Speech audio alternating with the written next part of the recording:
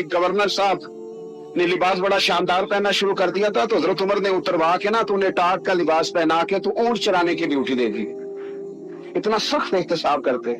कसाई की दुकान पर भी 1-2 घंटे खड़े होते थे। जो आदमी मुसलसल 2 दिन गोश्त खरीदता था ना, फरमाते थे इसका टैक्स बढ़ा दो, लोगों को दाल नहीं मिल रही और ये रोज गोश्त खाता है। हजरत फारूक आजम, उसको जजिया कहा जाता था, या कुछ और मामलात होते थे, बढ़ा देते थे।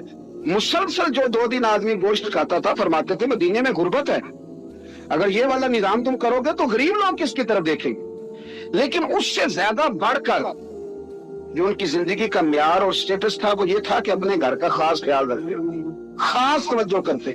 मुल्क शाम से और ईरान से कुछ लोग आपकी खिदमत में आए, तो वहां से कुछ कनीजें भी आई उनके बादशाह का पैगाम लेके। शाह ईरान की कनीज को मलका ने कहा कि ना हजरत उमर की जौजा को दे के आना जरा किस तरह की है। हमारे मुल्क में क्या कहते हैं, खतून अव्वल, बाकी सारे दुआओं में है खतून अव्वल। जरा खतून अव्वल को देख के आना। तो वो जब आई ना घर में मिलने, तो कहा कि मुझे मेरी मलका ने कहा था कि उमर की जौजा से, अहलिया से मुलाकात करके आना। तो हजरत उमर की अहलिया ने ना एक जोड़ा कपड़ों का दे दिया मलका के लिए और एक खुशबू की शीशी दे दी।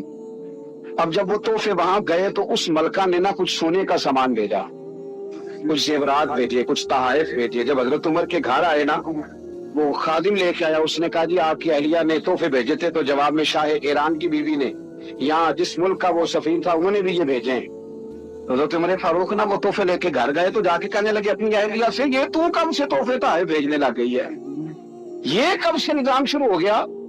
तो हुजूर तोहफा देना लेना तो ठीक है, सुन्नत है, मोहब्बत बढ़ती है, तो ये कोई कबाहत नहीं, और मैंने अपनी जाती इस्तेमाल के लिए चीजें रखी थी वो मैंने दी हैं।